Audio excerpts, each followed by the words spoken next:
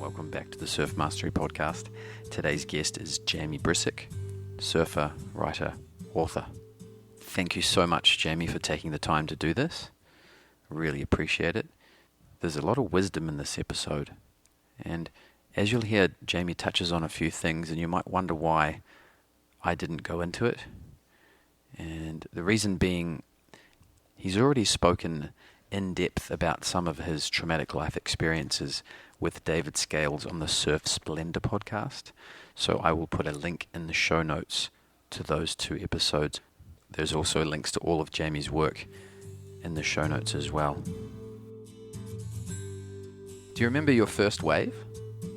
My first wave, I started tinkering with surfing. Essentially, I was the youngest of three brothers. My folks would take us down to Santa Monica State Beach. We had a board passed along from my older cousin who surfed, and we'd sort of take turns on it. But it was so, we didn't call them fins back then. We called them skegs, and they were single fins. This was the late 70s. And we would really not go out into much more than skeg deep water, right? So we were in knee-high water, and you'd hop up for a second. But we did this trip to Hawaii, and it was in 1977 or 8. I'm mixing it up. But it was a family trip, and we rented what at the time we called Maury Doyles, which was essentially what's called a soft top now. But back then, the Maury Doyle, which Mike Doyle designed, and it was a soft top surfboard, and it was the only kind, only softboard available. So we rented those, paddled out, and I ended up after much, going head over heels and doing kind of all the fumbles that you do, eventually getting rides. And because it was Waikiki and it was sort of midday and there was hot sun overhead, I just remember gliding along the reef, the reef sort of streaking by underneath, the water really turquoisey and sparkly from the sun, and just having that feeling. So I do. This wasn't technically my first wave, but these were the first waves that stayed with me. And to extend it a little bit further, what was most striking, and I still feel this about surfing, is there was the moment that it happened, which was completely engaging. But then later at the hotel where we stayed that night, I just remember lying in bed and having it almost viscerally play back in my body. It just came back as if I were reliving it. And that was the buzz. That was almost this thing that made me want to keep surfing. So why did you start surfing? Do you remember why? Yeah, so it's sort of interesting and it's sort of a cliche, but I grew up in Southern California. I grew up in the San Fernando Valley. I was born in 1966. By age 71 or 2, 5 or 6 years old, I was kind of kneeing around on a little skateboard that was just a way for our parents to keep us busy. And my cousins, as I mentioned, I have an older cousin who was sort of the ringleader of our group, and he was really into skateboarding. And so at that time, probably many listeners have seen the Dogtown documentary or the feature or both. And it was that era. So skateboarding was really just a stand-in for surfing. It was, as Stacy Peralta, I believe, says in the film, this is what we did when we couldn't go surfing.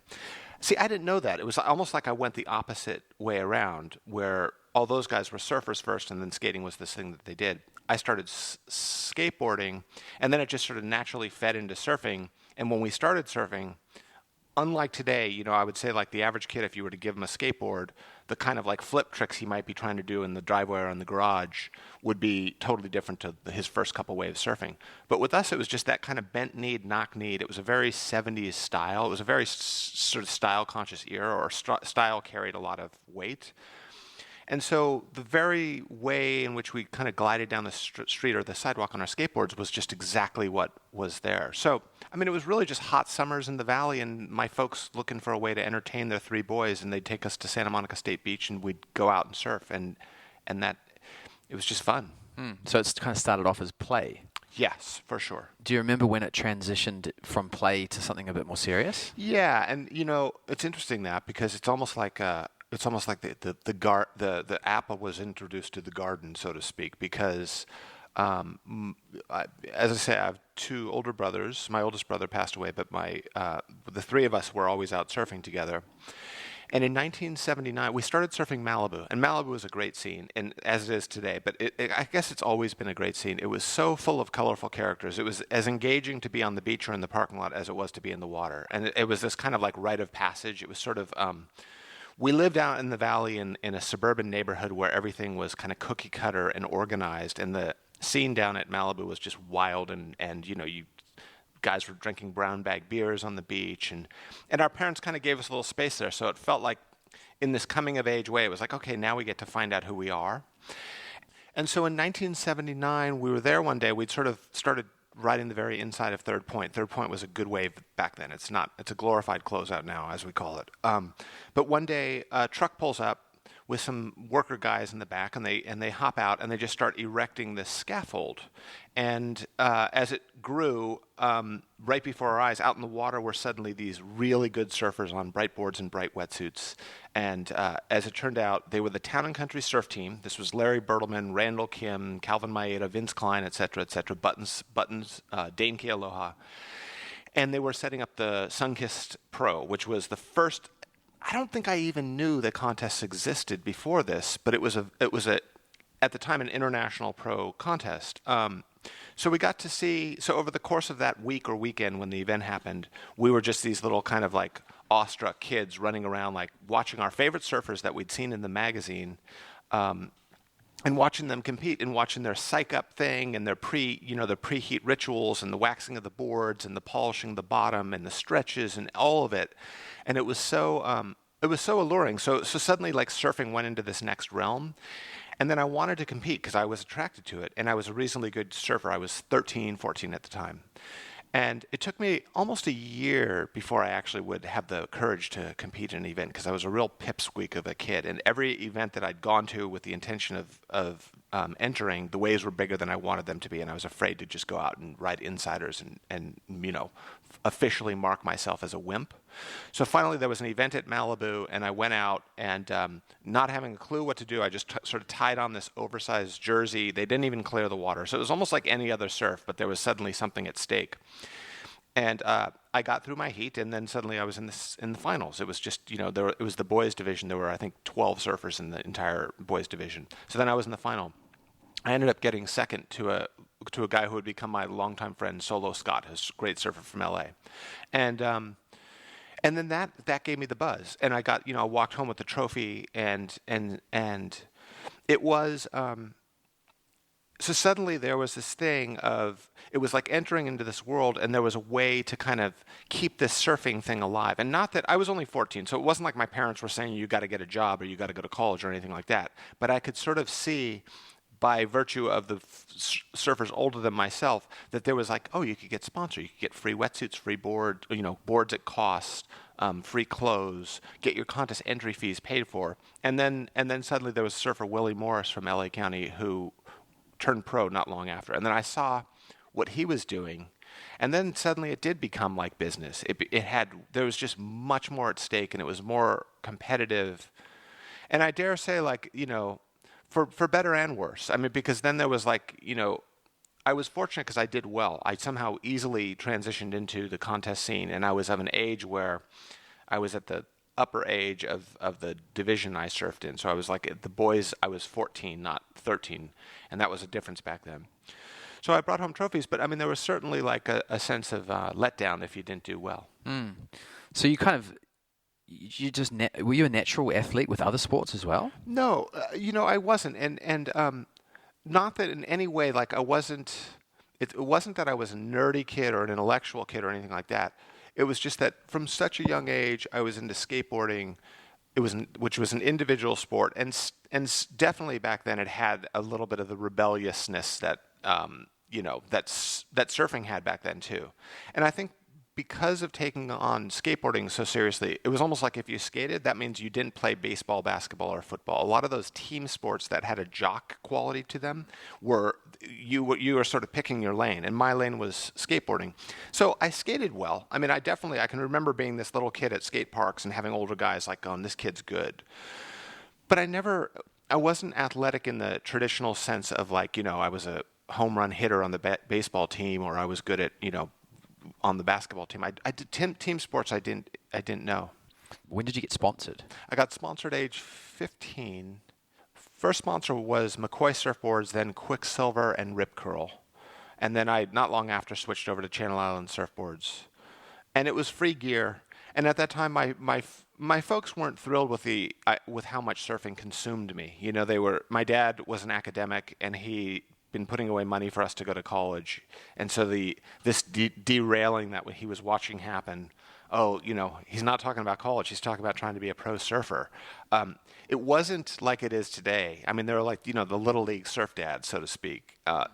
It was a little bit of, don't become a beach bum. And it was sort of the more, so that gave me something to strive for, because the more I could validate with sponsorships, with getting stuff paid for, then it became, okay, there is actually this thing that's viable. So is it a little bit rebelling against your parents? I don't know that it was, to be honest. I mean, maybe it was. I don't think it was. It never felt like rebelling against my parents, because I have my parents. My dad passed away. My mom's still here, but my parents were really, really great in every sense, and I knew that from a young age. So it wasn't like I had some strict parents or totally unsupportive parents that I was consciously trying to go the other direction from. For me, and I think for us, I'm speaking for my brothers, we lived in this cookie-cutter suburbia out in Westlake Village, which is now a really upscale neighborhood in the valley. Back then, it was kind of saplings, and it was, I always joke, it looked almost more like an architect's model of a suburban community than an actual suburban community. It had yet to even, it had no history. So it had like imagine, I guess like the equivalent would be like, everything in your house is IKEA. That's what it felt like. There was something like kind of served up to you, like prescribed, this is how you're supposed to do it. And that was the thing, honestly, I felt I was rebelling against. And in many ways, and later I would get into writing, and I think like the thing I was rebelling against was almost like a very narrow confine in which you were supposed to exist. And my personality, although obviously I was young and still forming, was very, I guess the other thing I should say is, at the same time that the competitive surfing was happening, punk rock was happening in LA, and we got really into that. So in many ways, punk rock was like giving almost voice to what we could not properly articulate, which was just like this sort of dissatisfaction with what we were supposed to be embracing or stepping into as adolescent kids. Like, oh, this is supposed to be the like American dream, or the version of what is going to be fulfilling it and bring you happiness. No, like, I think because surfing was individual, wasn't a team sport, and because at that time it was marginalized, it felt like that was a great way to rebel. So when did surfing become like a job for you? I mean, I guess probably the day I was on retainer as a pro surfer, because when I was working my way towards that, it was such the dangling carrot that I never thought of as a job. In fact, it was utterly exciting. And I kind of Quicksilver had laid out a few things. If you win the West Coast Championships, which is like winning the NSSA Nationals now in the amateur ranks, win one of those. Try to win it the next year. If you can build up a solid contest record of these events that kind of create attention for you, and you build up your name, and the magazines are now interested, and you're getting pictures in the mag, then we will send you off on your first trip. So I think the first trip was they sent me to Hawaii. I don't even think I competed. It was more just to try to work with photographers. I got a couple pictures in the mags. And then the first proper trip was 1986. I went to Australia, and they said, we'll buy you a plane ticket. The rest you're on your own, and we'll see how you do it. There were 4 events. And I think then, I don't think I consciously thought of it as a job, but it definitely, I mean, the trickiest thing was it was so damn fun. It was so exciting that it never felt like, oh, I've got to go to work today in that humdrum way. It was more like, how do I keep this going? So I felt the stress that might be closer to what a family man might feel, where it's like, I got to keep this shit going, because if I don't, my kids are going to starve. For me, it was like, I'm going to starve, spiritually, if I can't stay on this tour. So it was less about, it never ever felt like a job. Like, everything was a joy. And all the training, I got really into it, because I was of a generation where, like, Mark Richards won his 4 world titles famously on a diet of steak and Coke. I was the beginning of the period where Tom Curran was training, Tom Carroll was training, Martin Potter trained really hard. Diet was being brought into it. I mean, we were all I looked at tennis, and I think a lot of surfers did, actually. This was the era of like Yvonne Lendl and John McEnroe and Boris Becker. And they were serious athletes, and it was sort of like, oh, here's the model of how you do this. So all the stuff that was about like, what we might now call like self-improvement, or like bettering oneself as an athlete, that was all just a joy. It was exciting. So you were conscious of that you needed to progress to stay. Absolutely. Yeah. Because, the thing, and I'll say it, this is important to qualify. I was what I refer to as a middling pro surfer. I mean, I was never in the top ranks. For better or for worse. At the time, it was definitely for worse. In the long run, looking at how some of the surfers who've done really well have found it harder to kind of assimilate back to civilian life, as they call it. But my highest rankings were in the 40s, I mean, I got third in a couple of events. I was in magazines. I got out of the water and people were cheering my name and I was signing autographs. I had like those moments in that kind of ego realm of like, oh, I'm doing it. But it wasn't as if I had some spectacular career, But you're quite observant. You must have noticed the difference between average surfers and good surfers. Yes. And then good surfers and great surfers. Definitely. And how did you're self-taught, I'm guessing, or did you have a coach? Or Yeah, it was self-taught. There was really no coaches back then. There was a surfer named Willie Morris who recently passed away, and we were really close, and he took me under his wing, and he kind of taught me everything. And he taught me everything from how to be a better surfer to how to be on the road and how to, get by on the sniff of an oily rag, as you say in Australia, but, getting by on cheap money. And, you buy this stuff and top ramen here in Hawaii and blah, blah, blah, blah. So all those sort of survival skills, that skill set to survive on tour, he taught me. But with regards to the surfing part, the thing is here we're sitting in Malibu, we're in LA County, and while Malibu itself is a pretty great wave on many levels, this is not like a great spawning ground to be a pro surfer on an international scale. So as soon as I got on the road, I was riding waves bigger and more powerful than I'd ever ridden. I mean, when I first went to Australia, immediately jumping off the rocks at DY into double overhead waves was something you just didn't do around here. So I got little windows into what great surfing was as I was coming up in the amateur ranks via the guys who were about to launch into the pros, Tom Curran being one of them. I got to surf with Tom Curran a lot before he joined the tour, and obviously a master, and then my friend Willie Morris, who was on tour, would bring some of his friends from abroad, Australian surfers, South African surfers, Hawaiian surfers, and they'd come stay with him, and we'd go surfing at Malibu with him, and there was this energy that just sort of oozed off of them of having they just got back from France and did the 4 events there. And there was just this higher level of surfing. And there was kind of, I guess, for lack of a better description, almost more of an integrity to them surfing. I think riding really small, crappy waves, you can sort of build bad habits that won't necessarily translate to getting a big wave at J-Bay. And these guys that I was lucky enough to be exposed to, they had all those qualities. So it was sort of that slidey little top turn snap thing is kind of cool on a little day at Malibu, but you really won't be doing that when you're on a J-Bay wave, most likely you're going to be thinking about getting down the line. So so those little things were just slowly kind of coming, entering into my surfing vocabulary.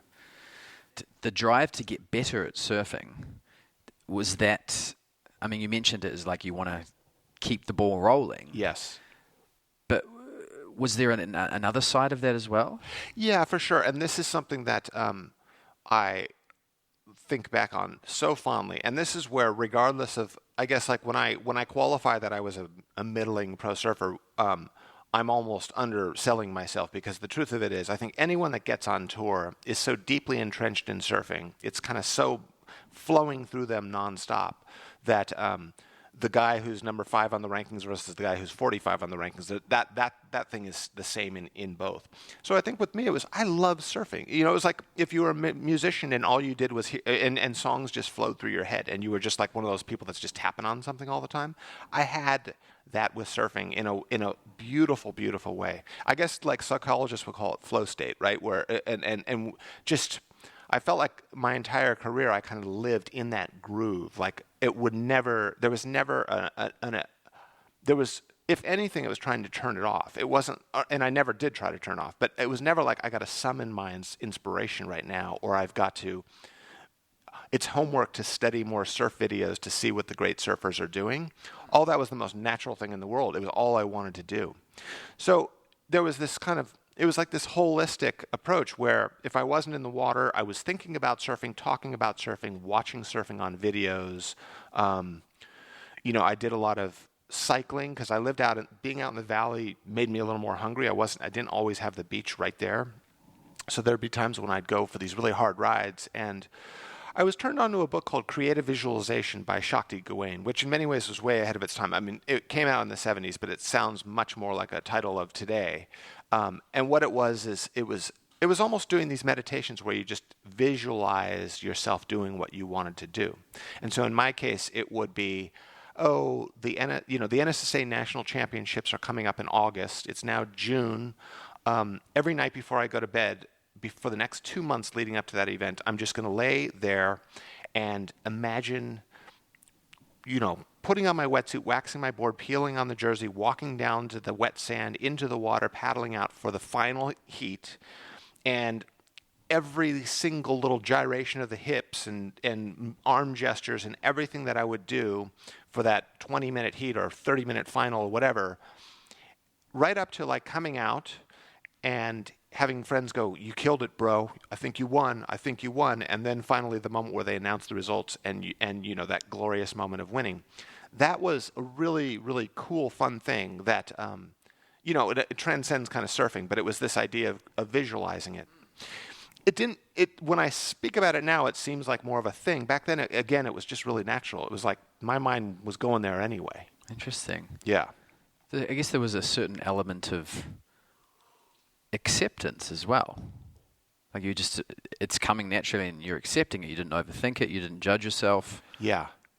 It was intense though too. I mean, that's the thing where it became, for lack of a better description, jock-like or jockish. It became very competitive and very kind of alpha dog. So there was the intensity with that. So in many ways, it was the things that were challenging were very much like privileged challenges to have, because it was, as thinking about it now, as a teenager into my 20s, when I look at a lot of other kids that age not knowing exactly what they wanted. I mean, I was fortunate enough to know absolutely what I wanted, and there was kind of no stopping me from going after it with great enthusiasm. Yeah. Does that urge still live within you? I think it does. I mean, I have it with writing, but it's interesting because, I mean, this is an entirely different conversation, but with writing, it doesn't work that way.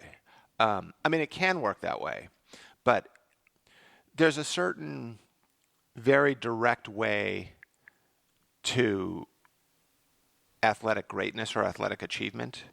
And we see it on the world tour. I mean, you have the off season and you see one surfer get really into working on his surfboards and his training, and he might be with some coach, and then then the season starts and you just see that person sort of elevated their game.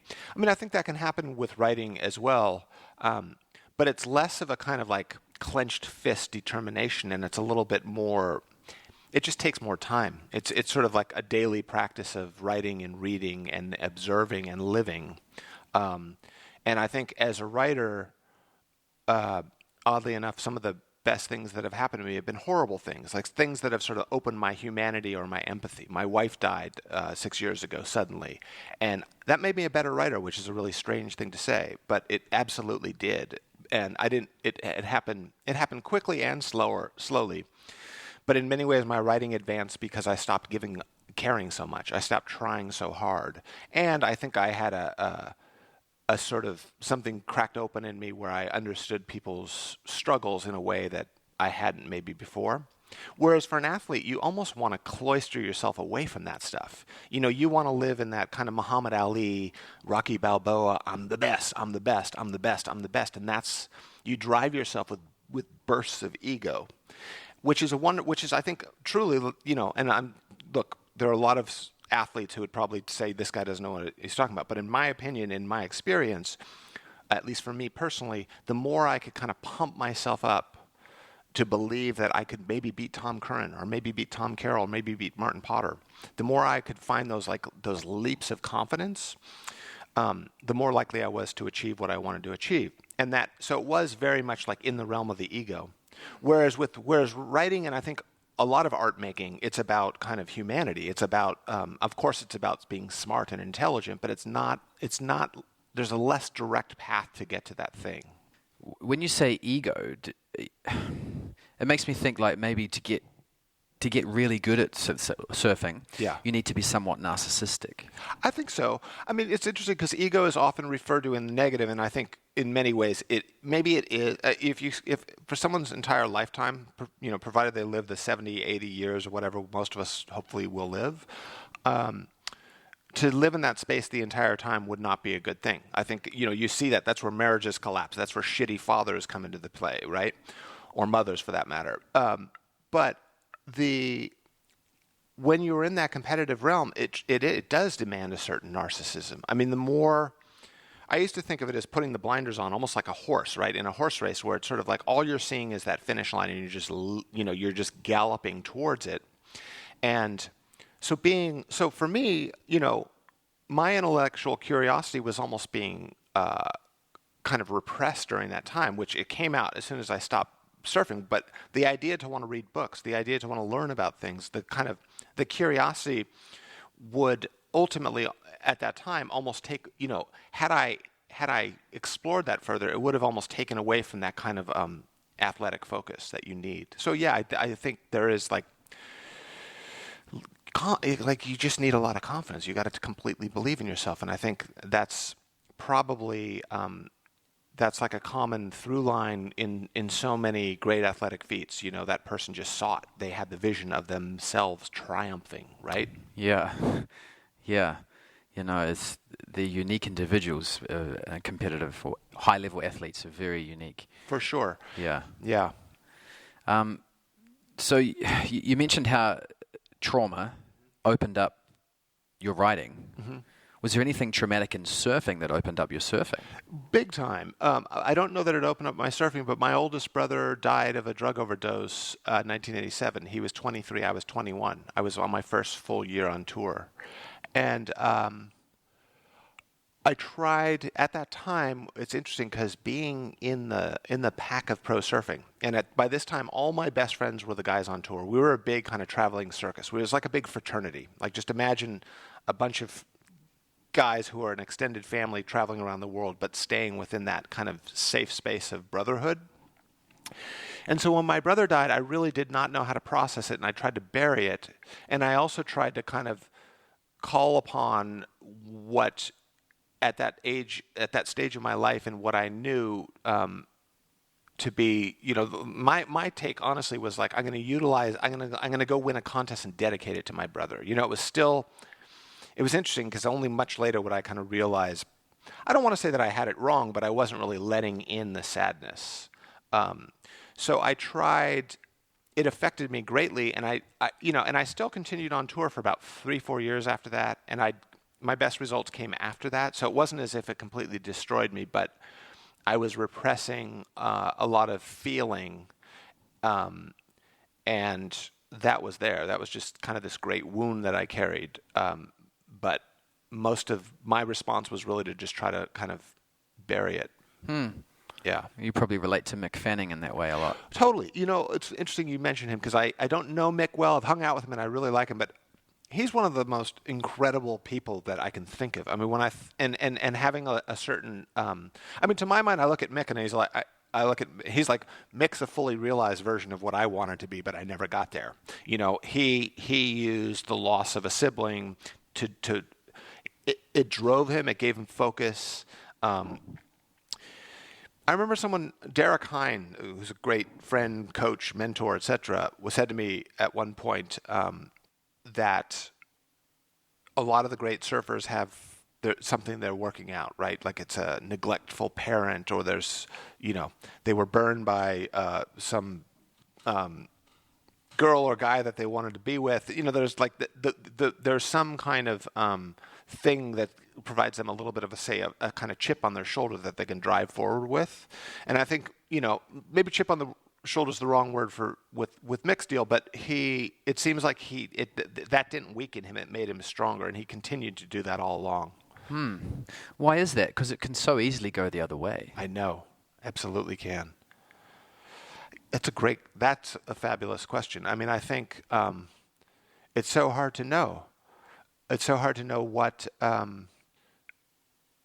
because I aspired to that, and I had my moments, but there was also a kind of like unraveling that was slowly taking place within me, and almost like self-destructive sides of myself were revealing themselves as maybe as a result of that repression. Maybe it was stuff that was already there, but I mean, maybe that is the difference in the athletic realm of kind of a champion versus that ability to find that focus, really, to not fall into the despair or the self-pity that can so easily happen in those times. Yeah, because I'm sure most people can relate. Like losing a loved one. Yeah. For most people, I think they would they'd become unfocused, For sure. possibly depressed, Definitely. less productive, Yes. etc. Yes. I think that's how most people would relate to that experience. Yeah. The one thing that's important to point out, okay, because now, I mean, it's been 25 years. I write every day. Most of my heroes are writers and artists, and in that realm, shall we call it, there's not this short shelf life, right? Like with athleticism, while it's being stretched right now beautifully by Kelly Slater, best example. For the most part, when I was on tour, it was sort of by the time you're 30, you're an old man. Like time to find your second act. Go on and get your job or get whatever you're going to do, but you're kind of out. So those things that can be so character building can breed more humanity within us. Can kind of make us maybe better. I don't even want to use the word better, but that enlarge us as people. When you've got the hourglass tipped on a pro surfing career or a pro athletic career in general, and it's kind of like you've got time, you've only got so long, and then before you're even midway through your life, most likely it's going to be over for you. The stuff that you might have gained, the stuff that might have enlarged you via this trauma, via these things that in the moment seem terribly unfortunate, they may not have time to be fully realized within you. So by the time you might go, okay, I lost a loved one, and now I understand why. Now when I look at a homeless person on the street, I don't have a kind of far right wing attitude of I have no sympathy for you, get your shit together, and our health care is never going to take care of you. You come to the other end where it's like, I understand, I'm right there myself. I'm not far away from that. That stuff's not like someone dies and you feel that 2 years later. That stuff maybe a decade later. And in an athletic career, that decade is often the length of your career. So when I think of it in terms of like art making or writing or a songwriter or a visual artist of any kind, like that stuff can find its way into this. What is likely going to be a lifelong career or a practice that will endure that will stay with a person through their lifetime and maybe even be getting better and maybe be even getting richer when they're in their 60s, let's say. Whereas with athleticism, like definitely, like I have a flow with the surf that is it's not all diminishing returns, but I know that at age 25 I could hop up on a wave and do things that I don't do now. Whereas with writing, I know I'm getting better, and I know the deeper I go as a person, and the more I learn and understand, and the more experiences I kind of process it within me, the more material I have to write with. Yeah. Do you think surfing is an art? I think so. I think it definitely. I mean, I don't. It's not something that I would like.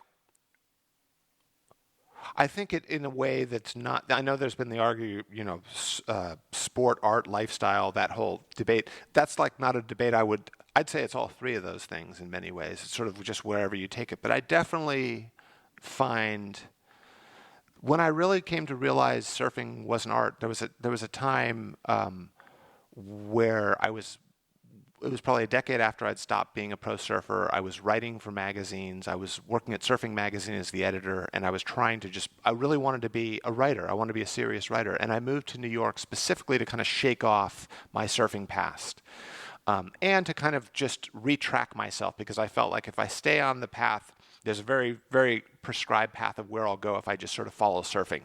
which is basically let's just get the best waves we can, and that's what our sole focus in life is. And I went, I'm going to derail, I'm going to take that elsewhere. So I moved to New York specifically just to have a new experience. And at that time, I had this idea that surfing was kind of taking away. Anytime I purposely didn't want to surf because I want to sit alone and read books, and I wanted to build up my kind of writing output, my ability to sit at my desk every day and write. And then when my wife passed away, I hit such a low, there was absolutely nothing that felt good to me. And I moved back to LA, in actually Malibu, where we are now, and I started surfing again, and I kind of gave myself a break. I was like, just go surfing. You just do that. Like, that's kind of going back to the familiar. And oddly, like, being in the ocean was as familiar as anything I could think of at that time. Surfing started to feel good, and I started to kind of reframe surfing in relation to writing, which is effectively an indoor activity, you know, it's sedentary. You sit. Reading and writing is not. It's almost the antithesis of dancing across a wave. But I started to realize how the dance across the wave could kind of carry over, and in many ways, the kind of lightness or levity that I got from surfing would keep me from becoming this embittered writer that just has an angry tone to him, you know. And so now So with regards, is surfing an art? For me, it's like totally linked to my writing practice. They're kind of like, they're almost of the same ilk. And when I have days when I feel like I'm hardening inside, if I go surfing, it can lighten that up. And that's like, I think, important. I want that as a writer. I want humor. I don't want anger, you know? Do you seek solace when you surf? Yeah, I think so. Is it possible to get solace in a crowded lineup? Great question. Well, you know, interesting that.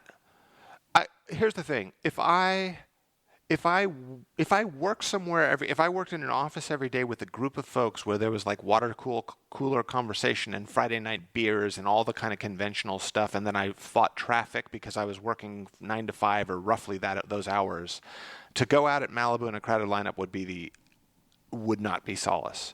But considering that I work from home and I sit alone all day reading and writing, if I go out in a crowded lineup, sometimes it's a different kind of solace, and that is, it's just like, it's the kind of shorthand I have with all my surfer bros, which is just like humor, and you know, like the Malibu parking lot has it, and I value it so much. But I see all these guys, and it's not even like it's not like we go into deep conversations, but there's just like this this comfort of being with them that is a kind of solace, I think. Yeah.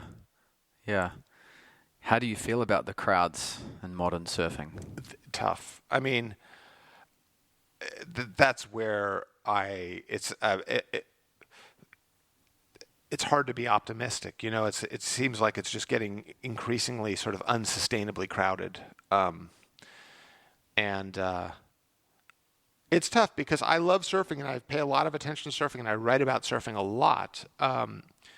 So to some degree, I'm a promoter of surfing on some level because I've been writing for surf magazines for 25 years, and much of what I write about the surf world or culture is framed very optimistically. It's like ultimately this is this great lifestyle that I love, and I'm writing about it, and so that writing, anyone in the media, the surf world, might in some way be kind of facilitating those very crowds. So it's contradictory to sort of complain about them, but yes, I mean, when I've kind of got my groove going surfing, I'd way rather have on crowded waves and be getting a lot of waves and be in that rhythm. Yeah. So, do you see a difference between the surf culture in California compared with Australia? I think so. You know, it depends. California is fairly broad, I think. Like the NorCal surf scene, I think, is very different to the SoCal surf scene. But if we're talking SoCal, which is the one that gets the most focus and attention, I mean, the thing that I always find whenever I go to Australia, and I'm speaking about the East Coast, mostly northern, you know, New South Wales, Sydney area, northern New South Wales, and the Gold Coast. The surf's better. There's more surf. There's just more going on. There's more. The ocean seems more alive.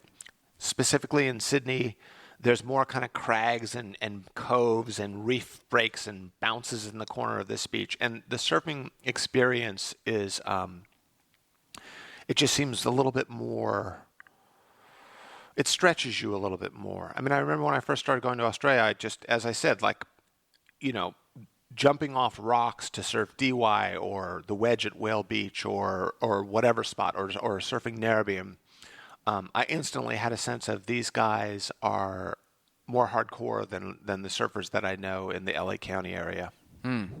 Yeah, I totally agree with that. And I also think there's almost a sense of entitlement in Southern California for a lot of beginner surfers or intermediate surfers. Yeah, the tricky thing is, I think, we both surf Malibu, and Malibu has gotten so crowded, and there's a lot of dropping in. I mean, it's almost... You're more likely to see multiple surfers on a single wave than you are to see a single guy on a wave, and you absolutely never see an empty wave. And so I think what happens is beginners go out and they see the sharing of the wave, the party wave, so to speak, and they don't understand that party wave happened by... There's a very delicate kind of thing going on, which is like these guys or girls know each other. They are of a certain skill level where they know how to get out of each other's ways, and they know that if they're going to drop in, they're going to be riding really high up the front, and they're going to give plenty of space. I mean, I see it all the time now. Someone's flying across a wave beautifully. Some total beginner paddles in, jumps up, goes completely straight, and the surfer in the back who is having a great ride has to either straighten out or plow into that beginner. And the beginner, I don't know, there's almost a responsibility to warn the beginning surfers that while it may look like it's just a free-for-all out there, it's definitely not. You know? Yeah, I'm wondering how long that can last. Yeah, I know. Like, is there skateboarding had a kind of a boom, and then it kind of plateaued, and now it's just a... Yeah. And it's such a going to the skate park is... I mean, I love surfing more than skateboarding, but going to the skate park, everyone's so much nicer than the surfers. Right. Yeah, I know. I think about this a lot. I mean, and the other side of it, I found... I was out at Malibu a couple of months ago, and there was a really good swell, and I was excited. And a lot of times, honestly, when there's a good swell, I'm almost already trying to trick myself into be extremely humble, and I don't... It's sort of like if I go out and get a decent wave, I'm happy. If I get dropped in on it, I try not to get mad. I just kind of keep the expectations really low. And this day I was like in rhythm and getting good waves and feeling good about my surfing. And I was flying across a wave, and a guy dropped in on me and did exactly what I just described. He just went to the bottom and just fell, and his board nearly whacked me in the whitewash, and I had to straighten out. And I was fuming, and I was totally fuming. And I said things that to this guy that I like this barbaric self came out. And I felt bad about it afterwards. But in thinking about it later, I realized, when that blue bump is moving towards you in the ocean, for surfers, for those of us who are deep into our surfing, deep into surfing, and we love surfing the way we do, that's like that kind of like primal proprietary thing that like, get the fuck away from me. This is mine. It's so powerful. And while I don't want to be someone who's like gets in arguments in the water or whatever, I hate I don't want to be doing that at my stage of life. There's other part of me that's almost glad that I'm that passionate about this thing too. Yeah, that's a great point. And to that point, that's like the 30-year-old beginner who's been surfing for 2 years on a soft top. Do they have that, or are they just doing it because it's cool? I know, that's a great question. There's a lot of the cool factor. And that's why I think there's a lot of them over the next 5 years, they're going to drop off. Right. And surfing is going to sort of balance out again. Yeah. That's what I'm hoping. Yeah. No, I know I know. I mean, in terms of, in my kind of greedy, give me as many waves as possible way, I totally agree with you on that. But somehow too, I think, and just looking at, all of our like advances in the wellness movement and the self-improvement movement and the way in we, measure neurotransmitters and dopamine bursts, et cetera, so much of this stuff points to surfing as being this great thing. It's weirdly like surfing is being discovered where in the 70s it might have been, it's this cool scene, but, there are some, like, beware of some of the people you might meet in the parking lot. Now there's this wholesomeness to it, and then there's almost like, scientific research of how good it is for us, right? There have been these books written about like the negative ions coming off the ocean and all that. So there's a lot more stuff luring people down to the beach, Yeah, that's true. shooting ourselves in the foot. I know. Oh, you can always travel though. Mm. That's what you think. You just have to travel if you want to surf good waves. I agree with you. Although, in the last decade, I can recall doing, I did a boat trip through Costa Rica at one point, and I was going to supposedly remote places that were not uncrowded at all. And I started thinking, wow, it's almost inescapable. And it really is. It's that thing, and this is almost like a life lesson. There's a metaphor here where it's sort of like just teaching yourself to not expect too much, just be kind of happy with what you've got, because the last few years, those surf trips where I had in my head this idea of getting great waves with no crowds have not necessarily delivered that way. What has surfing taught you about life? For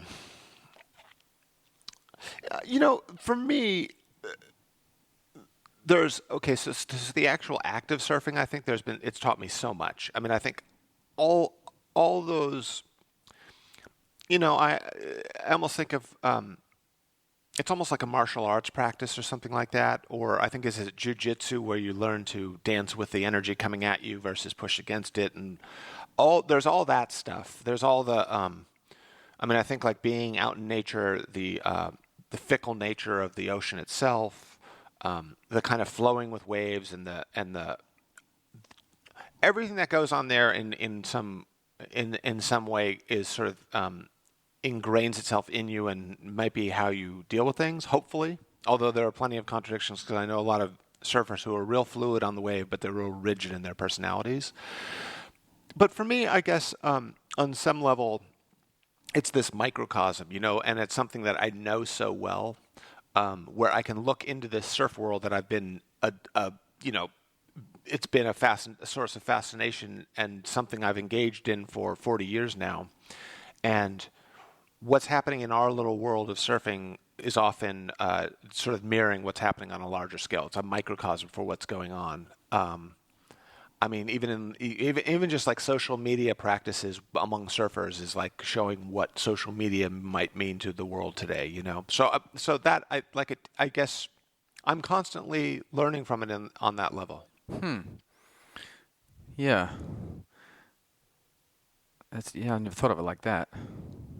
Wait, how would you describe your relationship to surfing now? It's probably passive aggressive. It's Malibu. No, I know. I'm still a complete surf animal. I if I allowed myself, I can go so get so into it and kind of let the alpha side come out and be competitive and have my ego just kind of run wild. But I try not to. So when I say passive aggressive, it's sort of like I'm looking at it more. Most of my days, I've got a lot I want to write while I'm alive, and I thankfully have no shortage of things I'm working on. So my days are really, but I can only sit in a chair for so long, and I can only sit alone in a room for so long. So the way the surfing comes in, it's almost this kind of foil that I use to go out and just sort of wash it all off and kind of rejuvenate and then go back to it. So I'm almost like, to the best of my ability, I'm pretending that surfing is in the background, or it's this this other thing, but I am actually really, I really love it, and there are times when I feel really good. I get a good rhythm going, and there might be some kind of string of good waves or swell, to where I feel like, oh, it's still very alive in me. I still feel I can take off on a wave and feel really good. It's interesting you say passive aggressive, because First Point Malibu has to be one of the most passive aggressive places in the world. Yeah. Yes. Do you think that that was your first two words when I asked that question? Do you think that's because you're a victim of the culture, or do you think the culture is a victim of the surfer's attitude? Interesting. I want to understand exactly what you mean, because I think this is a great question.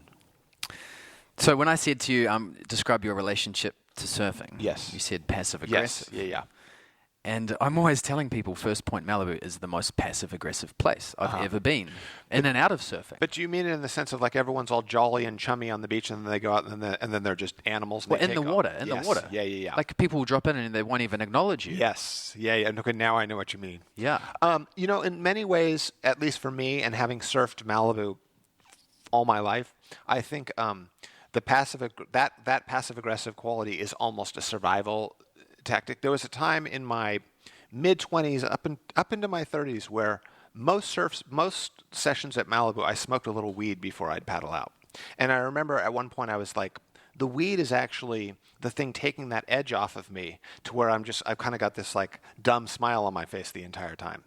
And it also like maybe helped me just focus on just solely what I was doing. But my rule at Malibu really is just sort of, you get dropped in on, and I tell friends, it's like the key is just not to get bummed, not to even go out there with the sense of, I deserve this wave, how dare you drop in on me. It's more like, it's almost like we're going back to the days of like the Beach Party movies or Gidget or something, where like everyone's out there, Moondoggy took off on me over there, and the Kahuna took off on me there, and you're just a group of folks having a fun time.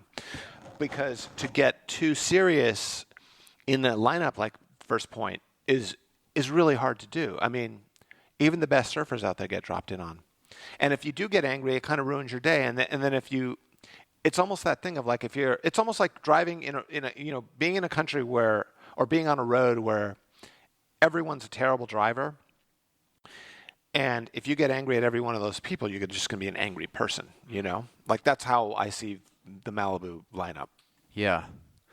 Yeah, I guess it's different ways of consequence. It's different, isn't it? Mm-hmm. I guess it's the style of wave of Malibu is such a user-friendly wave. That's probably what breeds that. Totally, I totally agree. I mean, if it were like some slab type wave or a big wave, like those drop-ins could be potentially very hurtful or lethal for that matter. For the most part, Malibu is like a soft, playful, tame wave, and so. Isn't that funny though? We only care about other humans when they potentially get hurt. Yeah. But when it comes to them enjoying a wave to themselves, we don't give a shit. Right. That's what it is. Yeah. Sometimes I think surfing brings out the worst in people. Oh, I think so too. I mean, there were times when I've had my love-hate phases with surfing for sure, and I've not I haven't felt akin to my fellow surfer. I felt like I'm not part of this world anymore. There have been times in my life where it felt like totally like home, and now I don't feel like I relate to these people. But then I've swung back. I mean, for me, having been at it for so long, it's just sort of it is this relationship that just shape shifts, I guess. Yeah, interesting you say that. Yeah, I go through those cycles too, where sometimes I just don't even go surfing. Yeah. Me too. Take a break from it. Yeah. I think you need those breaks sometimes, though. Yeah. Yep. Yeah. What do you think the future of surfing holds? I wonder about the future. I mean, I wonder about the future in every sense of the word. I mean, I think the wave pools will probably keep coming. My sense is that the surfing is just going to get bigger and bigger. There will be more people doing it. Hopefully, we'll find ways of being able to deal with that in terms of crowding.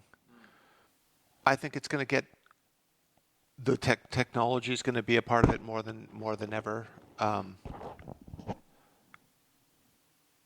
Yeah, I wish I had a better answer. I wish I had a more sort of precise answer, but I'm kind of just watching it unfold, and I don't have a sort of idea of the future that I can talk about with any kind of conviction. Yeah. Have you surfed a wave pool? I surfed the Kelly's wave pool. Yeah. Your thoughts? Well, I went up. They did this thing where they had a media couple of weekends, I guess it was, or media days.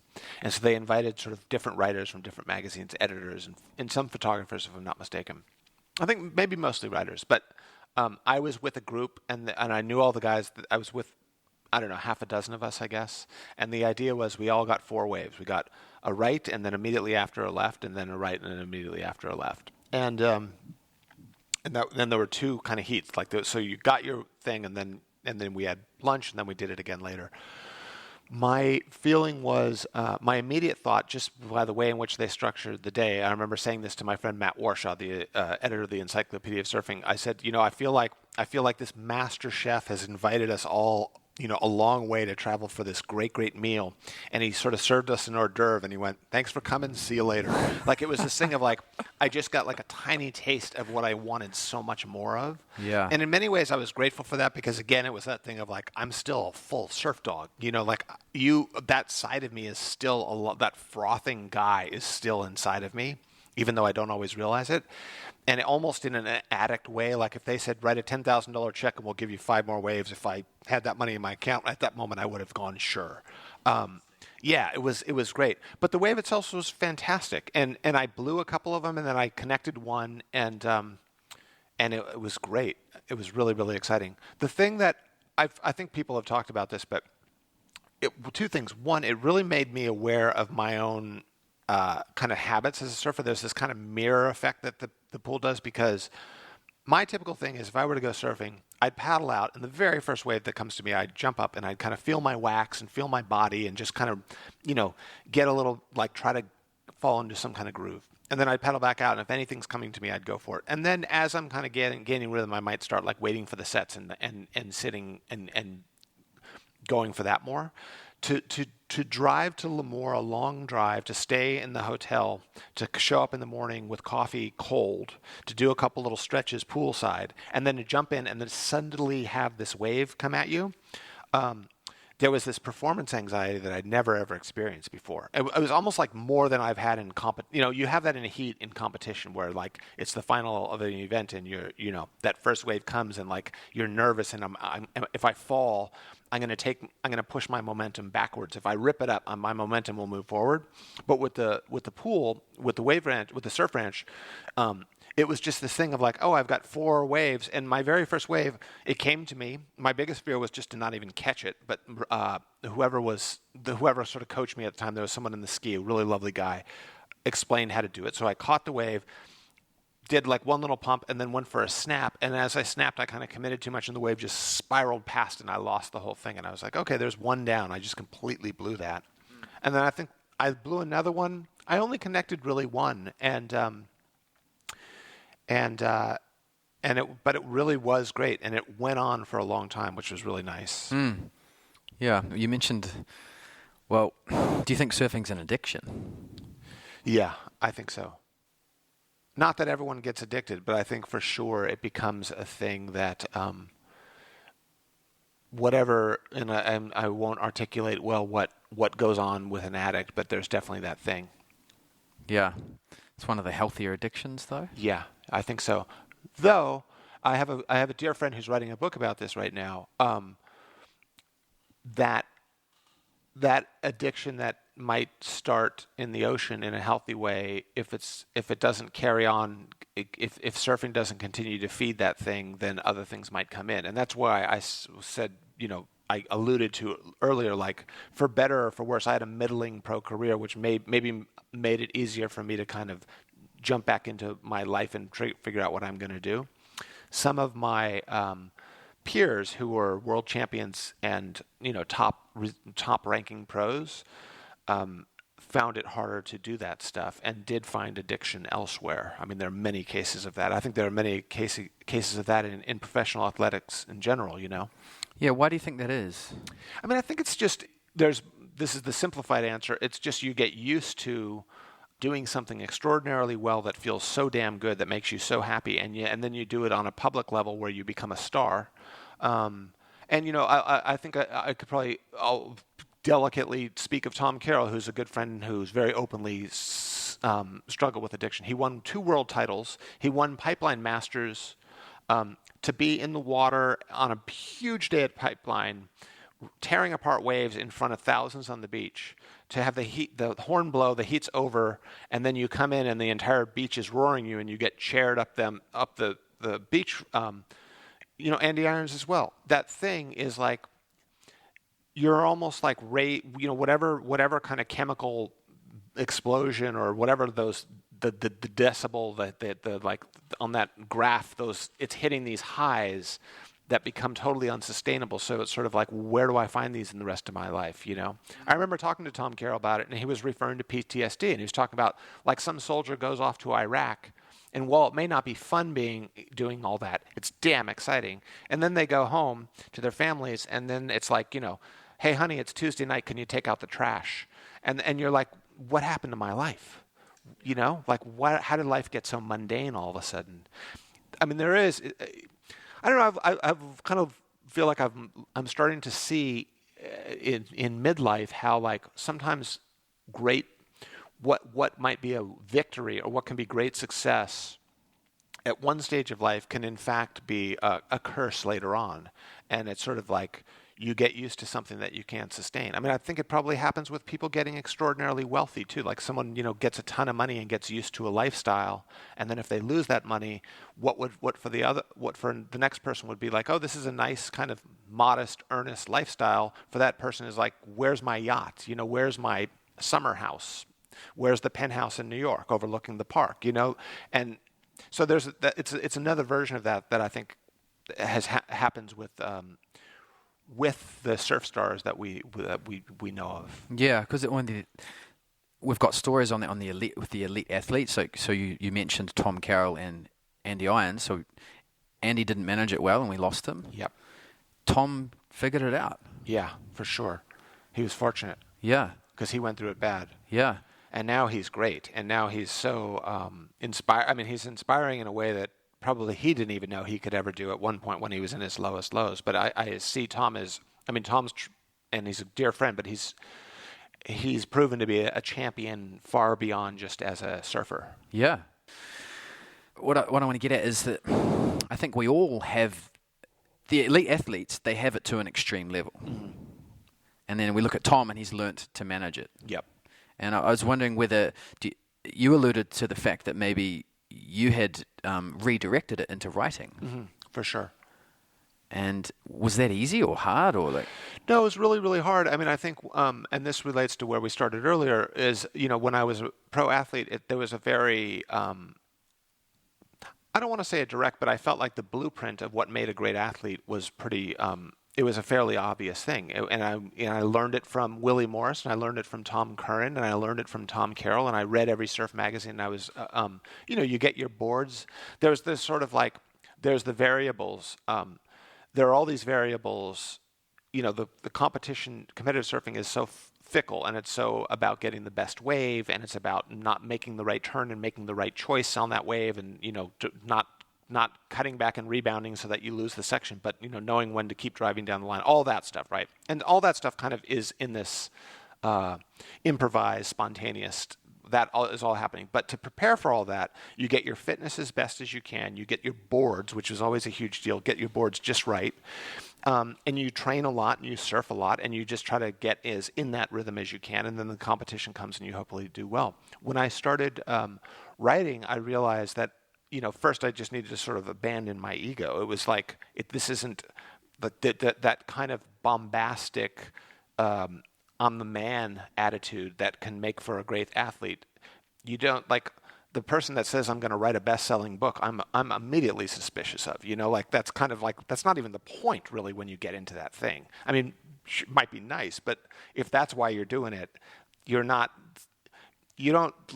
when the Booker Prize happens and the writers that win, or the Pulitzer or whatever, it's not like this fist in the air, like, look at me, I'm glorious, like a boxer that just won the heavyweight bout of the world, championship of the world type thing. It doesn't work that way.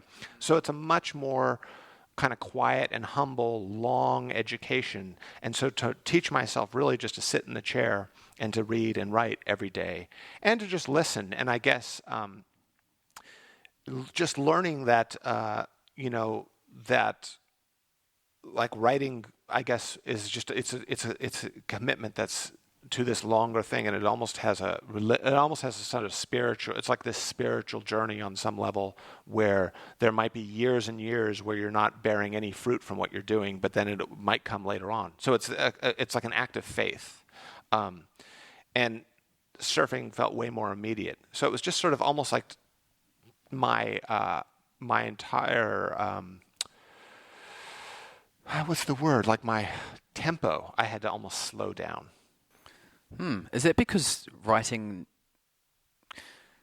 does writing need to have an element, there has to be a sort of a pioneering aspect to writing? Like an originality and... Yeah, I think so. I mean, that thing of finding your voice, for sure. Yeah. Whereas in surfing, it's like you can almost just be another cookie cutter, air reverse, throw the spray, and you make money from it. No, that's a very good point. Was you look at... Did you watch Thank You Mother, Torren Martin? Yeah, I've seen it, yeah. Like, to me, I'd way rather watch that than... Yeah. Another clip from... so-and-so. I know. Well, I guess the thing is there is almost a formula to what wins a contest on the World Tour. It's like there's this judging criteria that if you focus your surfing to feed into that, if your goal is to win, if your goal is to be a world champion, or if your goal is to be on the World Tour, that's a fairly narrow scope of how you're supposed to surf. Whereas Torren Martin or a lot of free surfers, there's this sense of self-expression, and there can be, I think, maybe a more original voice, so to speak, to use a writerly term in the surfing realm, Yeah, how do you think one goes about finding their original voice as a surfer? That's an interesting thing. I've thought about this a lot. I mean, I recently wrote a piece about how I see a lot more kind of theatrical stuff happening with surfers, a lot more stuff that seems posed. And I think, there are probably a lot of reasons why, but there's a self-consciousness, and it might be fed, but to some degree, by the fact that there are cameras everywhere, and we're all being shot, and we're all posting stuff on social media, and therefore looking cool carries more weight. You're not doing it in private; you're doing it in public, or you're intending for it to become public, so you want to just look good all the time. It's just like checking your hair in the mirror. I mean, I was out with some friends the other night, and we were going to do a picture at the end of dinner because we were friends that hadn't seen one another. And as soon as the camera came out, everyone fixed their hair in the mirror. It's the same kind of thing. But I think, I think like we learn everything. Generally speaking, we learn through mimicry, right? It's sort of like, to be a good surfer, I did this. I had my favorite surfers. Tom Curran was a favorite surfer. There was a time where I was in my head trying to hold my arms the way he did and do all of that. But what you hope is, as you reach a level of excellence and then that going out into, say, a kind of mastery, you lose any of that, and then it becomes very second nature. It's just in you. It's just like your thumbprint, right? It's just like it's just you. And I think there are like pursuits in surfing. If it's to be on the World Tour, there are these surfers that are really worth looking at and studying to get there. And then if your thing is to be like a Torren Martin or Dave Rostovich or whatever, that's a different one. And I think that one has maybe there's more kind of wiggle room, so to speak, or it's more of a vast space in which to do your thing. But even if you're still inspired by something outside of you, whether it's Kelly Slater or Ruster, but where's the inspiration from within? Yeah, that's a great point. Come from? No, there was in my generation, there was a really, really impactful video that came out. Jack McCoy made it, and it was called Kong's Island. And Kong was Gary Elkerton, and he was one of the top surfers of my generation. And Kong had grown up on a fishing boat with his father in northern Queensland, if I'm not mistaken, like super sharky area, not a lot of surfers. And basically, he worked with his father on a fishing trawler, is that what it's called? And they would go out and fish, and then on the way in, like his dad would, there were these islands that had these great waves, and they were big, gnarly waves, and no one out. So Kong was this almost like raised by wolves surfer that came onto the scene, and he did have a unique style. And all of his, there wasn't this kind of like mannered style that he'd learned from watching videos. The flip side of that is I've definitely been to remote places where I've seen surfers who look exactly like other surfers, And then I've learned that they watch videos of that surfer all the time, and that surfer had never visited these particularly remote places. So it's like there's this, the influence can be a good or a bad thing. Like too much influence can maybe you're almost like hamstrung by it, or you're kind of you're stuck in the things that you absorb growing up. And I think we're talking about it in terms of surf styles. I think of it in terms of the writers that I've read. It happens to all of us in probably our peer groups and the people around us and our parents and all that. It's like you can be so limited, and that finding out who the hell you are is whether it's as a surfer or whether it's just on a broader scale. It's interesting. I think about this stuff for sure. Yeah. So in your early days of writing, do you think a lot of that was just mimicry somewhat? Completely. I mean, I look at it now and I can see, my influences are apparent. And it's almost like with writing, I almost did exactly what I'd done with surfing, which was, I mentioned the Town and Country surf team, Larry Bertelman, Dane Kealoha, et cetera, showing up at Malibu. Those guys became my heroes. At that time when I was 14, my friends videoed, or not video, but they shot Super 8. We would watch them projected on the wall in the bedroom. And I was a regular foot. Most of these guys were regular foot. When the goofy footer got up, I watched it with a mirror backwards so it imprinted upon me. Later, when Aki and Kern were some of the more influential surfers, I would watch Aki on a mirror, and I had friends who were goofy foot, and they'd watch Kern on a mirror. So it was just sort of like filling your head with these people that you aspire to be like.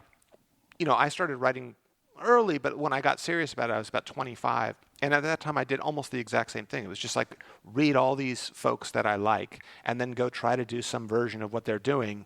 But it took a long time before I kind of shed that and shed that like mannerist, that kind of obviously like trying to bite from them. That it took a long time just to simply have the courage to have my own voice. And it wasn't necessarily a conscious thing either. That's where I'm just to kind of riff here. That's where I say, like, when my wife passed away, I became a better writer because I just stopped giving a fuck, quite frankly. And it was sort of like, I don't even have the time to do this. Or I should say, I didn't have the energy to try to sound like someone anymore. I'm barely even here, And that's where, going back to earlier, in the art making, in the sense of self-expression, sometimes, or in this, I guess being an artist is the best way to put it. Things that are the trauma, things that they don't seem like good things in the short term, they can actually affect you and imprint themselves or become a part of you that is actually really, really good later on. Yeah. So you mentioned, so that the shedding. Well, you mentioned not giving a fuck. But that's only not giving a fuck about what, though? What others think? Because you certainly you can't just not give a fuck about writing, because then you're not going to write. Yeah. I mean, I went through it in such a way where I was like, I'm not quite plotting my exact suicide, but I really don't know if I want to hang out here much longer. Yeah. But you were still writing. Yeah, because it was almost like, this is when I realized I guess I am a real writer, and I felt like an imposter for many, many years, because writing was like one of the things that made me feel good. It was like, okay, it was like this life raft of somehow, I weirdly, if I were, I could get super cosmic about this, but in many ways, like coming to writing around age 25, I started getting stuff published at age 25. I was keeping journals all through my years on tour. Was almost preparing me for something that would be a huge traumatic loss, a huge loss in my life, because when it happened, surfing certainly felt good, and I did that almost like I just sleepwalked my way down. It was just somehow like, okay, just do that. Like some survivalist thing went, go to the water and go out and ride a few waves, or even just swim around, just get in the ocean. That might make you feel better. And then writing was also that too. And then writing actually, I wasn't consciously going, I need to write my way out of this, or writing is my savior or salvation right now. It was more like, I'm just broken inside, and I'm writing, and I'm not even trying to write. It's just like somehow that need for self-expression was really, really strong. The need for self-expression. Yeah. And it was put to the test in a way that I would wish upon no one, Yeah, so that need to immerse yourself in surfing when you were a surfer, Is that the same as the need to express yourself as a writer? Does that? Yeah, I think so. I think they're coming from the same place. That's the interesting thing that I think about, because I was kind of I was a kid that sort of covered up by trying to be witty and funny, and I was definitely like I wasn't like some introverted person that couldn't mingle with the crowd. I was like able to mix with the crowd and be funny, and probably appeared to be like a well-adjusted kid. But I had this inner life always, and it was sort of like I was almost trying to cover up because I was afraid of that. And so I would try to be the funny guy, the clown, the class clown. I was like a guy that was shouting across the room in class in high school and stuff like that. But the other side was surfing was my way of kind of dealing with a lot of that awkward stuff. And it was almost as if like I can't express my feelings verbally, and all the hormonal stuff going on in your teens, right, in adolescence.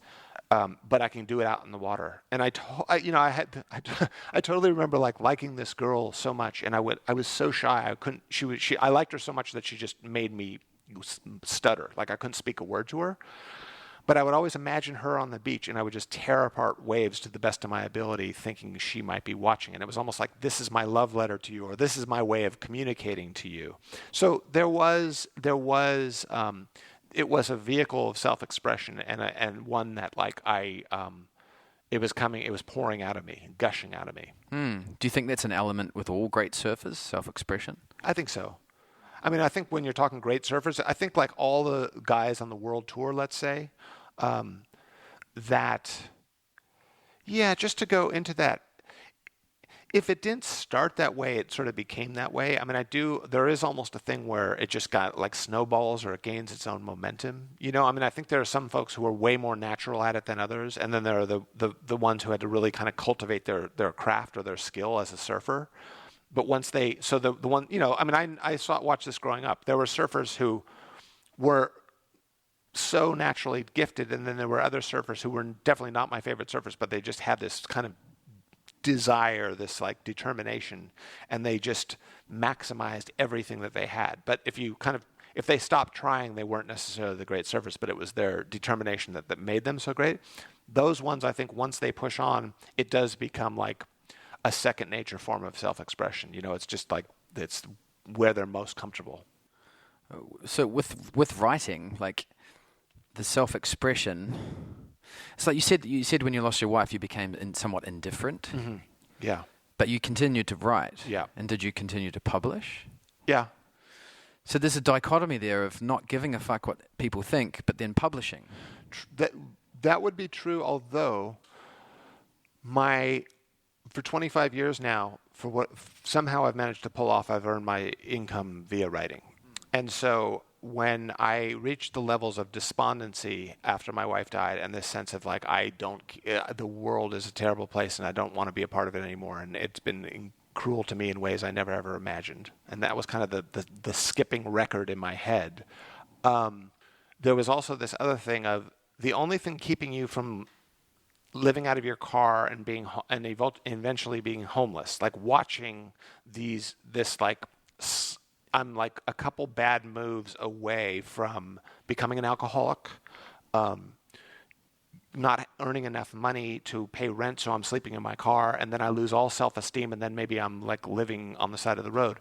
Writing was my source of income. So when I published, it was more, I remember going, life has gotten so tough right now. I'm just like, I'm a primal man, and I've got a machete, and it's a thick jungle, and I'm just slashing my way as best I can to get through that jungle to some other place of some vista where it opens up again. But right now, that thicket is so dense, and the way in which I guess like this sounds like a total cliche, but my writing was my machete. I mean, it was my way of like earning an income and making sure that I'm like putting decent food in me. It was my livelihood. So, and I have no dependents. I have no children. So it was sort of like I could easily give up right now, but I'm not going to, because I just got to stay alive. And so writing was having my work published was $500 here, $1,000 there, $2,000 there. I'm cobbling together enough to pay the rent on the shitty little place that I just moved into. So it sounds like that the indifference drove the writing, and then this necessity to live drove the publishing. Yes, there you go. Yeah. And that's what made it original. For sure. And when I say that, just so you know, it's not like my wife passed away, I was in deep despair, and then I sat for 3 days and wrote the best thing I've ever written. What I'm getting at is it's been 6 years since she passed away. In that time, I've just watched. I've gotten more relaxed in my voice. So it wasn't something that happened overnight. I mean, some of the stuff that was really good, when I say really good, things I'm proud of, they came out 3 years later. So when I was in the deepest despair, it was like in a processing stage that would reveal itself over time, but not necessarily immediately. Do you know what I mean? Yeah. What do you think got you through that deepest despair? Time. I mean, as cliche as it sounds, What got you through time? Well, surfing was a big one. And this is where, in terms of what we're talking about today, as I said, I've had a love-hate relationship with surfing. I had a period where I was trying to actually consciously get away with it. It was almost as if I wanted to, if we have a trail of history of our lives, right, however many years we've lived, it was like I was trying to cut off the tail and just move on in the present because I felt like just surfing was dictating all of my moves. It was almost like there was like the great surf god puppeteering and going, here's where you go now, right?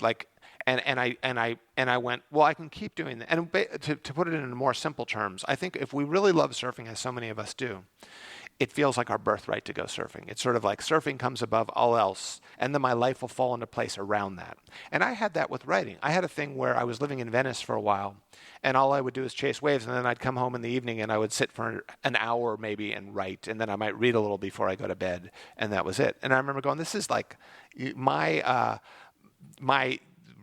contemporaries who were writing good stuff. They went to Yale, they went to Harvard, they went to Princeton, they went to these great schools, and they studied, and they built up this facility to work every day and be alone in a room that I was nowhere near. I was like a kid I was a hedonist. I was a Southern California hedonist. So I realized I'm going to try to change that. But when I had this thing happen, i.e. my wife passing, I thought now is time to be easy on yourself. Now it's time to just do whatever the hell is going to make you feel good. And among all the things that I tried, surfing was the thing that made me feel best. Surfing saved your life? Yeah. I mean, I could say I won't put it in those terms, but on some level, it was doing me tons of good. Yeah. Yeah. It's coming right back to surfing. Yeah. And writing too, and writing in some weird way, because I've assigned it this sense of purpose, and I've assigned it as something that's, I believe in writing, and I believe in what it can do, and I think because I'd spent years and years, and it's almost a spiritual practice, or it is a kind of act of faith in this thing of like you're every day you're sort of praying or setting intentions in what you believe that literature does and can do, or art for that matter. It's this thing that can inspire and transport and transform and transcend. And so, because I'd done that for so long, even in the lowest state, it was sort of like my rote response, my reflexive thing was just to sit with my journals and scribble stuff every day and make notes for things. What has faith got to do with it? I mean, I guess the faith is, okay, this is an interesting one. This is perfect kind of analogy of the two. We were talking earlier about how surfing has this sort of expiration date, and at least for me, it always felt as if there was an hourglass, and it was like, oh, you're a pro, and you've got like 5 years to do your thing, maybe 10 maximum, and then the sand's going to run out of this thing, and you're done. And then what are you going to do? Because for me, writing is a lifelong thing. Writing often is. A lot of my heroes, most of my favorite surfers are in their 20s or early 30s. Most of my favorite writers are 60s, some in their 70s. So there's this longer line.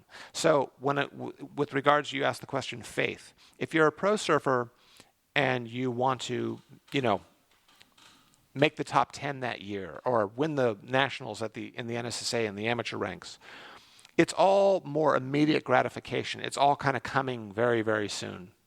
The kind of a friend of mine once described it as the writing world works at a glacial pace. It's like you may not write anything great for 2 decades or more, but if you every single day make your practice what to you feels like the product of the productive, the right moves, right? Which is just sort of taking in great literature and making sure there's some output every day. And you do that, and you do that, and you do that, and you do that. It's like prayer. It's like, and what I found is it's kind of like praying for the goodness of everyone versus praying for like, I want to get, I want to earn $100,000. I want to get the promotion at work that I've been wanting. It's less of a selfish kind of prayer. It's more of like I'm in this vast realm of ideas, and hopefully I will be able to somehow channel some of them, and it'll make it into the work that I'm doing every day. Do you know what I mean? To a sense of purpose. Yeah, a sense of purpose, exactly. Like to contribute to society through your chosen art. Yes. Yeah, and that's where, again, we're kind of going back to this thing. If you're some kid who got on the world tour and you've been on for a couple of years and you're now in the top 10 and you're going, this year is going to be my world title, that direct thrust towards winning the world title that year is totally appropriate and healthy and part of what it is to be a pro athlete. If you're a writer and you're going, I'm going to write the bestseller and I'm going to win the Pulitzer this year, those writers it doesn't work that way. So it's like this longer game. You're playing this long game, and you're playing this thing of. So when I say faith, it's sort of like you're just doing this thing because it's not necessarily about some kind of ego gratification. Typically, I mean, there's people who probably disagree with me, but that's my sense of it. So that's the faith. That's the sense of faith. That's the sense of prayer of like, I just believe in this thing. And that's where I guess on some level your own life parallels the work that you do. So it's just in many ways it's like trying to be a good person. Interesting. It's interesting you mentioned the long game because, and you made the analogy of the hourglass of surfing. Uh-huh. Like we're all surfers. We're faced with that. For sure. As we age, our surfing ability is going to decline. Yep. Our boards are going to get bigger. Our waves are going to get smaller. Yeah. To the point where if we're lucky enough to live that long, we might not even be surfing. Yeah. So we need something else to supplement that. And that's something that Andy Irons didn't have. Right. It's something Tom Carroll discovered. Yeah. But for the everyday surfer, I feel like there's a lot of surfers holding on to that for too long. They become frustrated and angry, and it contributes to the sourness in the lineup. No, well said. And it's funny you say sourness because I see a lot of that. And that's where, and I'm 52 years old. I've been doing this for a long time. So I've been that guy at one stage in my career. I jumped off the tour at age 25, and then up until 30, I had a sense of entitlement in the lineup, and I wanted to be alpha guy, and I wanted, I don't think I was ever a dick, but there was definitely a part of me that was like, I want to be one of the best surfers out here right now, and if there was someone ripping, it would lift my game. And that kind of acquiescence to I'm not that guy anymore, and now my surfing is a much more private thing, or it's not about like trying to show off for everyone on the beach or show off for your fellow surfers, and it's not about, or just trying to prove to yourself that you're the best guy. That's not something that can last. There's no way it can last. Yeah. And how did you learn that lesson, to have that long game? I mean, I think I learned it slowly over time, and I think I started to see the diminishing returns of surfing. I remember distinctly one really cool thing that happened to me is when I stepped off the tour and I officially retired, and there was a thing where like I was sponsored by Quicksilver, and they were like, we could put you on a photo incentive and you could try to get back in there. And I just went, you know what, I did 5 years on the tour, I'm done. And then I was living in Sydney at the time. A friend of mine was the editor. Andrew Kidman was the editor of Waves magazine. He gave me a job as an associate editor. And I was really curious about writing. And it was kind of like the blinders of my athletic life came off. And I was like, holy shit, there's all this great stuff in the world that I've been missing out on because I've been trying to get in the top 16. And then working at the magazine was great because it was Mason Stewart Publishing, and there were multiple magazines. So there were all these folks who were making magazines, and it was just like this. They were fascinated by pop culture and current events, and there were conversations that I didn't have in the limited world of pro surfing.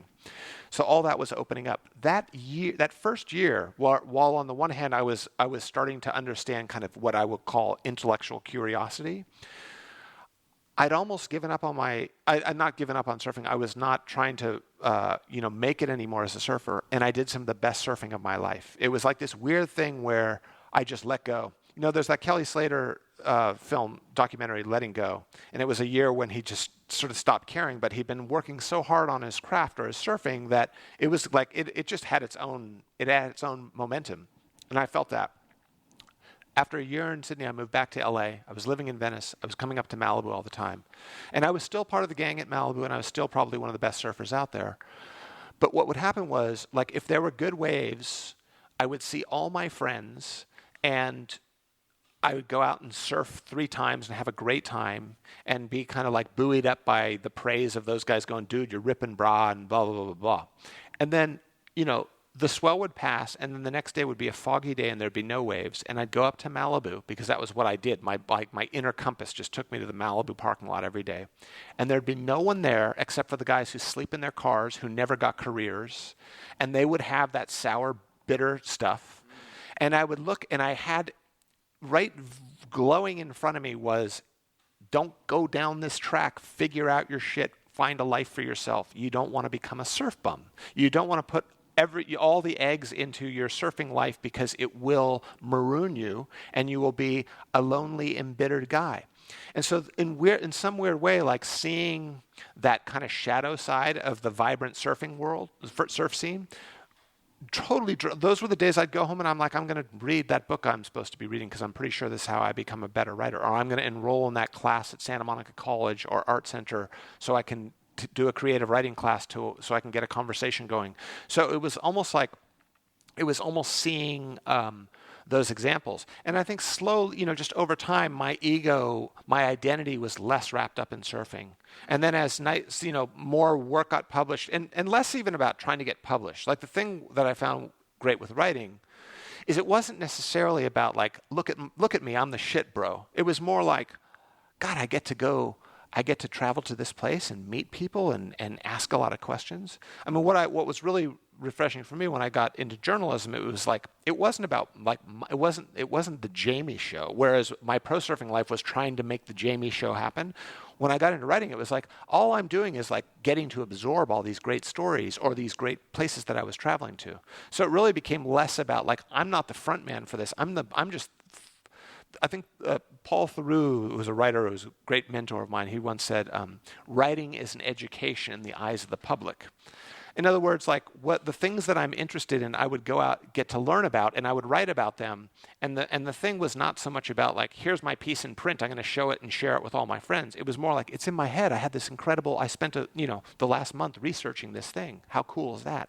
So that was the thing that allowed me to have less ego in the surf.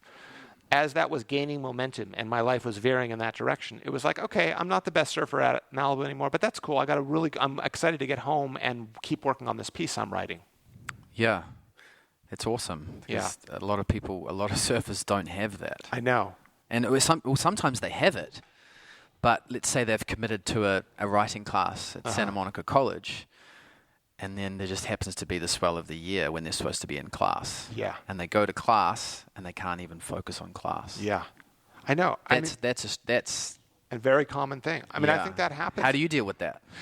I don't have it anymore, because at one point I just made the conscious choice, and it was almost like a white knuckling thing. It was almost like that thing that we were talking about, addiction earlier. It was like, I'm addicted to this thing, but I'm got to retrain myself. And it didn't happen overnight. It was just slowly being like, okay, I'm going to have to miss the good days, because and it was, out of necessity. I mean, look, if I came from a wealthy family, if I was a trust fund kid or something, I might never have. I've lived long enough to watch friends who have real cushy setups with regards to that kind of thing. They don't have the pressure on them, and they don't really give up the surf lust. They're enabled by virtue of the safety net of the family fortune or whatever it is to keep surfing. So I never had that. So it was like my livelihood depended on it, and my mom and dad were great people, and I could have crashed in the spare room, but I was never going to do that. So I've got a rent I've got to keep up. And yes, the surf is good today, but I've got a piece due tomorrow. I've got to sit and write. And now I have no problem with it at all. In fact, I almost enjoy the smaller days, and that part of that is just because it has gotten so crowded, and when there's a swell, everyone's on it. But no, I mean, I just surf when I have time. But I for a decade or more now, I wake up every day, and it's about what I'm writing.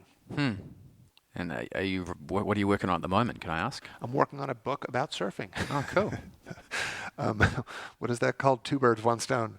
No, I'm writing a novel, a kind of autobiographical novel about the very stuff we're talking about coming up in surfing, my brother's passing, and all that stuff. Oh, cool. Yeah. Excellent. And then you just released another project with Birdwell, correct? Yes. About 5 years ago, I started writing kind of vignette short pieces for Birdwell, for the Birdwell blog, and I've been working on them 5 years. I think we've done 112 now, and so last year at one point we talked early on about doing a collection of them, and so last year end of summer we started talking about, okay, well, let's edit and put together the best ones, and so I did that, and we released the book just recently. It just came out. Yep, and it's available on birdwell.com? Yes, birdwell.com. Too easy. Yeah. Any final words to the surfers out there?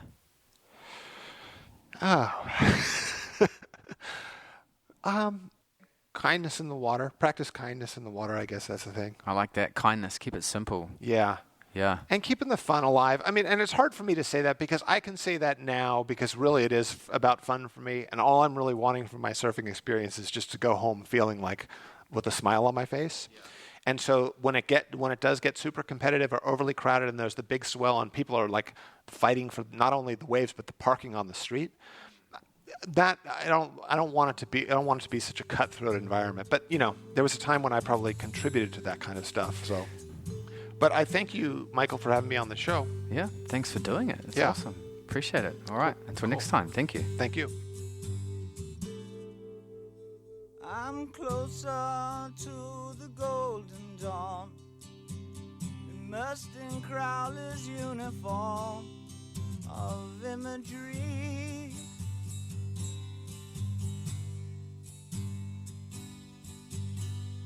I'm living in a silent film, portraying Himmler's sacred realm of dream reality.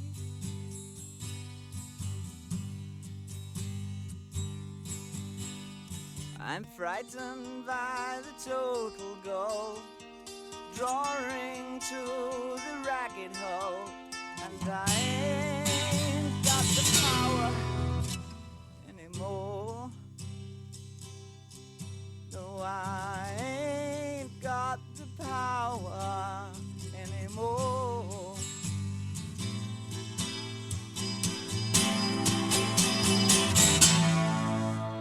I'm the twisted name on Garbo's eyes, living proof of Churchill's lies. I'm destiny.